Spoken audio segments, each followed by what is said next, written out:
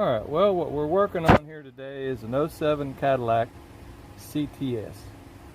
And this has got the, I think it's a 2.8 liter V6 in it, dual overhead cam engine, and we're doing a time and chain job here. And what requires for that is to pull this front cover off. There's a whole bunch of bolts in it too. I was just trying to get y'all caught up with where I'm at. Got the intake manifold pulled.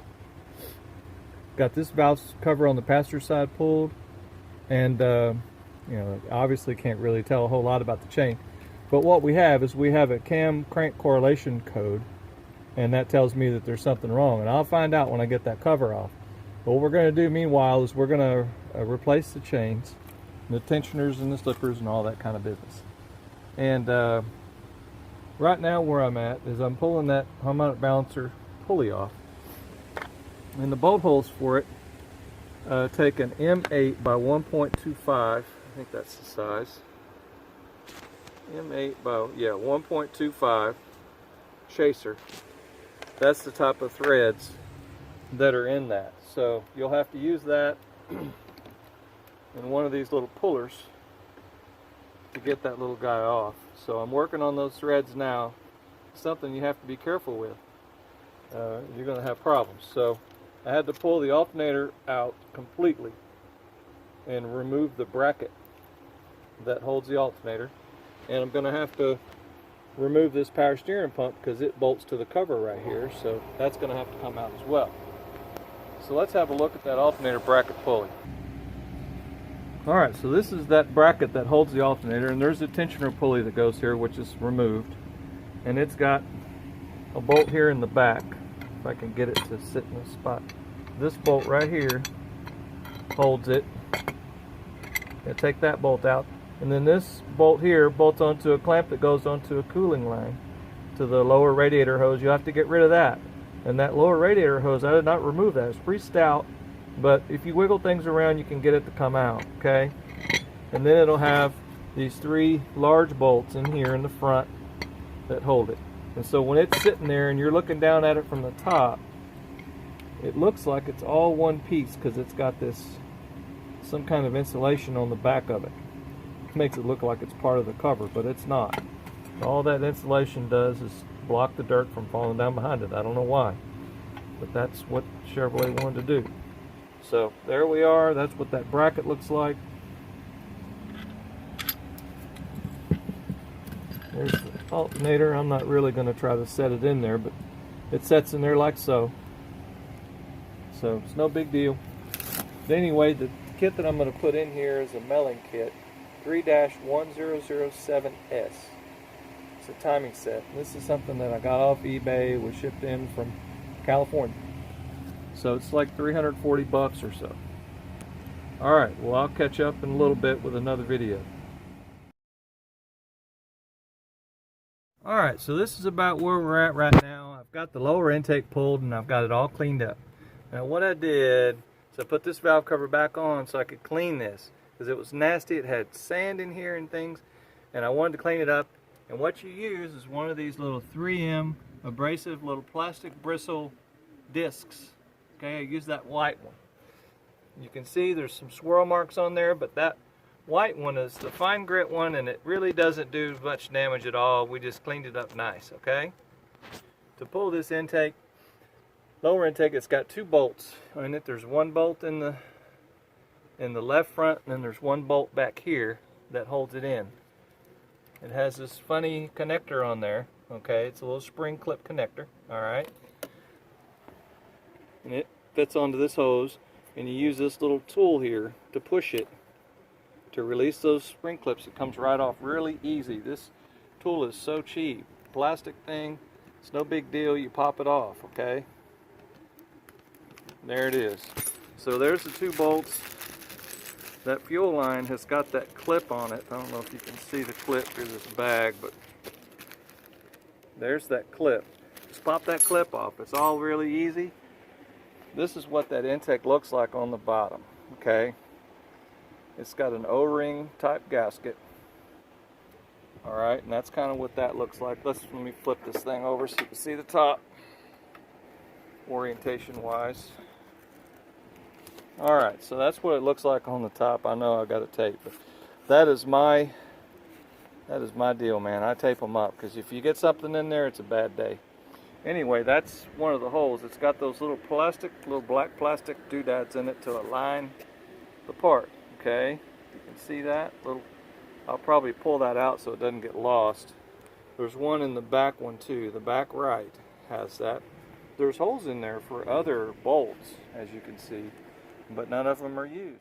What we'll also notice is that you can get this valve cover off with the lower intake on, but this valve cover will not come off with the lower intake installed.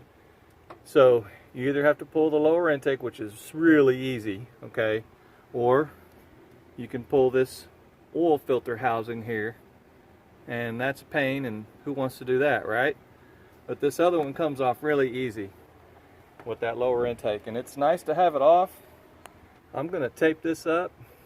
I'm going to make a big deal about closing those holes up and inspecting it and looking in there, because your day is going to be really bad if something falls in here and you don't get it out. So anyway, that's about where we're at. I haven't really done much else on it. I got this power steering pump loose, and what I did on this power steering pump, I don't know if you can see, instead of pulling this pulley off, which is not that big of a deal, the amount of time that it takes to do this, I just unscrewed the bolt and just left it in there. It's got two other bolts that hold it. There's one here and there's another one back there somewhere. It's kind of a trick to get to it and whatever, but that's how things are on these cars. But this cover will come off with that just flagged over to the side, okay? Just got it pushed over to the side. Only needed to clear this one bolt here, really. So that's where we're at. It's about ready to come off. I took all those bolts out. I had a whole bunch of them on there. And some of these, let me see, some of these VVT solenoids, I'll probably pull those, but I'm going to mark them because I kind of like that. I like things to be symmetrical and go back where they came from. So, but when you pull this valve cover, or not valve cover, this front cover off, these VVT solenoids, they stick out. They stick out like 4 or 5 inches. So if you don't want to deal with that, you'll have to pull them out beforehand. You know, and I've got baggies. Man, I put it in a baggie. It takes 2 seconds to write down what it is. You know, I can write left, top, front, whatever, and put it on there, and it goes back to the same place. It's easy. So anyway, I'll catch up with another video, another part here in just a minute. Alright, so where we're at right here is I've got the water pump off. I went ahead and took it off because there's still water in the block, and I wanted to get as much of that out. The antifreeze solution coolant, and I've got a catch pan under there. Please don't ever let the antifreeze hit the ground. It's dangerous poison, and any animal or anything that gets in it will get hurt. So anyway, I removed the VVT solenoids and the phaser position sensors. Removed all those because I don't want to mess with that. And just prized on a little bit, and this little guy just comes off. I mean, it just comes off just like that. So that's what it looks like. Get it pulled off. This is the silicone for the water pump here behind it there, and just have to keep track of everything and see how it goes. Just by looking at it just now, I don't see anything that's damaged. Of course, this has got quite a bit of slack in it. That's a lot of slack. I'm going to measure these with a dial indicator to see, micrometer or some kind of way to measure these teeth, measure the pins from pin to pin, see if I can get an idea, you know, how much slack we got. But so far so good.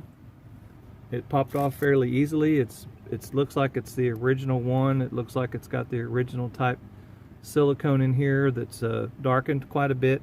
And you can see when you put too much silicone, you get this right here stuck on the inside, and that's the junk that falls off and gets clogged up in the pickup screen for the oil pump.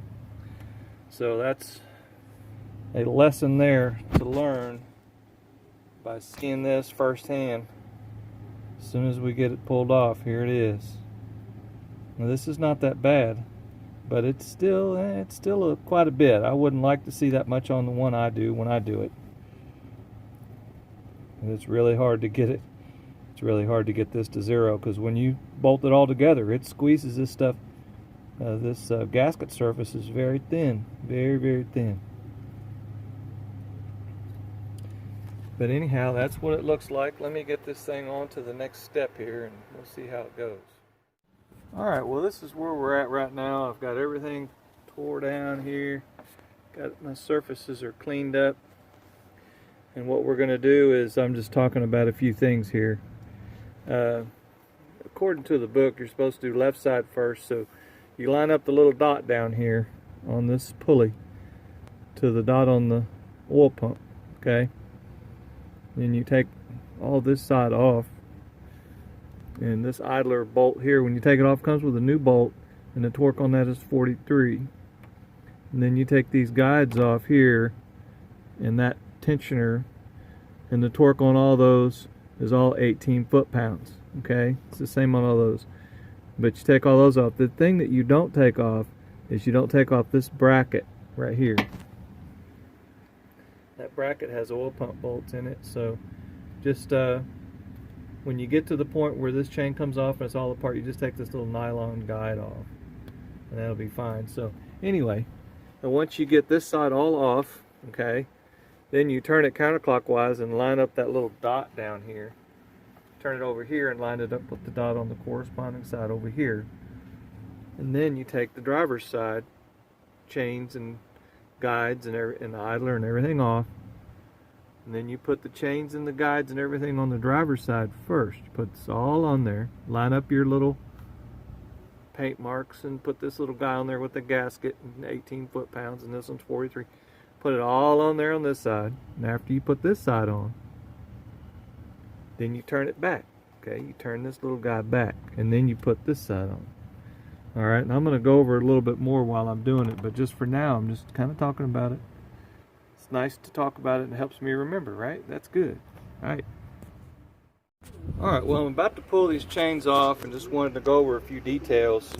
I've got my timing mark lined up there pretty close. It needs to be turned just a tiny bit. Pretty close. I've turned over a few times, and I wasn't able to get the window and all this lined up easily. I mean, I have to turn it over like 10 times or something, so I'm not going to worry about that. What I did do is I turned it till I've got on the passenger side, which is the right side, and you'll notice on here that there's an R there, okay, and this is the passenger side head. But also what you will notice is that there is an L. That tells me that these phasers, these cam phaser sprockets, can go on either side. So make sure that when you mark them, make sure that you mark the passenger side with right. And this is sitting in the driver's seat looking forward, okay? This is the right side, the passenger side.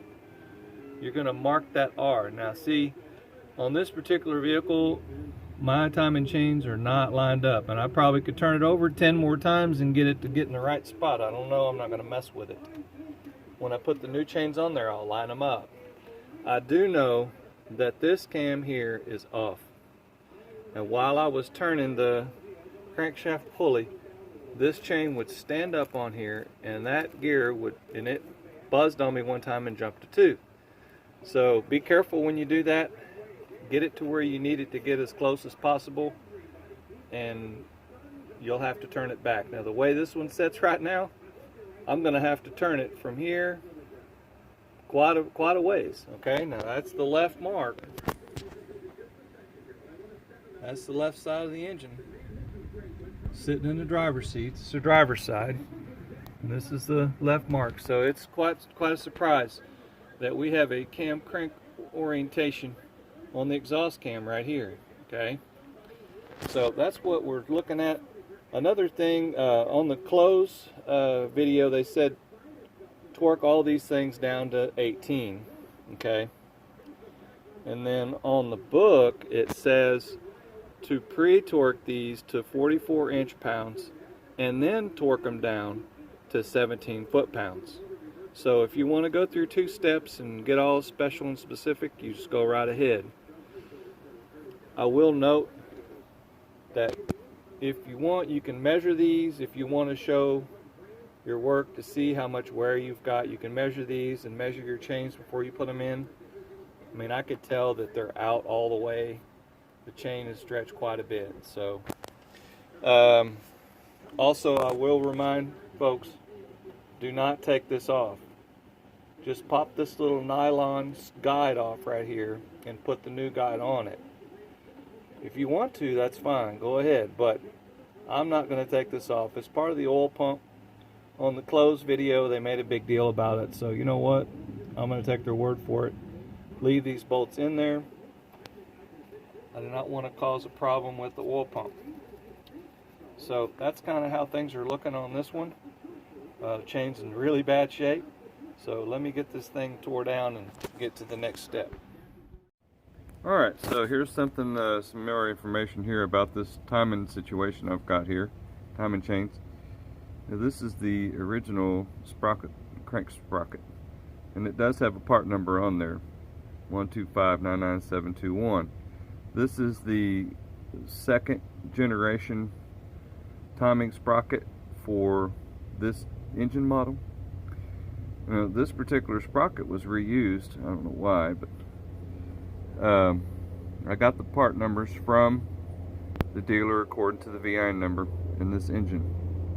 And what I found out is that this particular engine was serviced at the dealer, and they changed it from a roller chain phasers to stack plate chain phasers.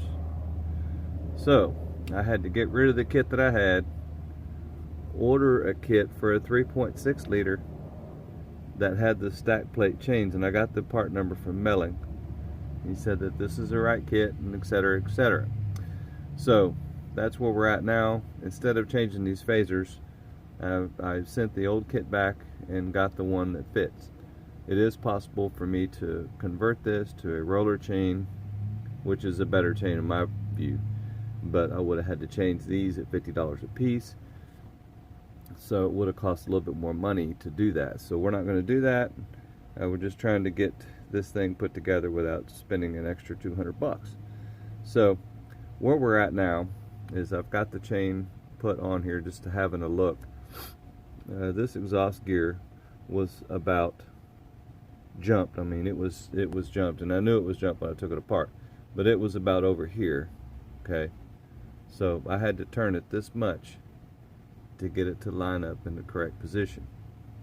Now, when this is in timing position number 2, I believe, yeah, that's about where it's at right now.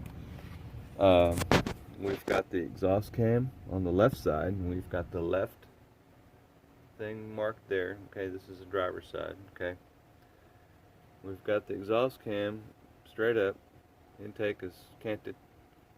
Okay, the other side's the same way. Okay, so when I put this side all together, and I'll turn it to the number 1 position that's on this dot right here, and that will line it up so that I can get it on there. Alright, so this is the kit that I'm going to use. This has got the silent type chain, stack plate chain, instead of the roller chain. Alright, well, I got everything on and torqued down, and we are currently in the second position. Okay, I've got my dot lined up, and I moved from the first position, dot there on the driver's side, or the left bank side, and this is the right side, the right bank position. Okay, so it's kind of tricky to get this chain here. It's kind of tricky to get it in the exact place on this pulley. And what I did was I just held the chain on the pulley in position and hand tightened that, and put these two slippers on there to take the slack on the chain. Now there is one issue. I had to move these around just a little bit, the phasers around just a little bit, just to get everybody lined up the right way, because when I went to put this chain on, it was off 1 tooth, so I had to move things a little bit. I think that's normal.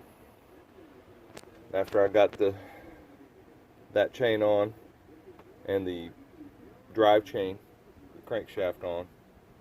I turned it to this position and installed this side, which is pretty much elementary. I mean, just put everything on now. I do have the little blocks. They weren't required because of the way this setup is designed, so that when it's in this position, it's a static position. There's not any spring pressure on a lobe at an angle that causes it to try to turn. So there wasn't any problems with these cams trying to flip on me. That being said, when this one was off, probably about 3 or 4 teeth, I had to turn it, and it did try to flip on me. So just be careful when you're turning them. Other than that, there's not much else to say about this. Too bad we have to do these type of things. This is the way it is. Such is life, right? But I torqued these all down to 18. And I know in the book it's a 2-step torque procedure, which, I mean, I put them in with my impact driver first, so that was good enough for me. The second stage was the, going to 18. And these are 44 foot-pounds. Just go over everything, double check, make sure you're all tight. I did install this nylon slipper onto this bracket. I did not remove this bracket. Okay. So that's about it. The other thing I noticed is that these parts that I got on this kit are marked with Melling's stamp. The other kit didn't have Melling marked on everything. And also on the factory pieces, on the backs of the pieces, it would have a right bank or left bank signature there telling you which bank it went on. Which, I mean, if you took pictures and things, you could figure it out. They only go one way, so. But anyway, that's about all I'm going to show on this. If anybody has any questions, just drop me a line and we'll get it figured out.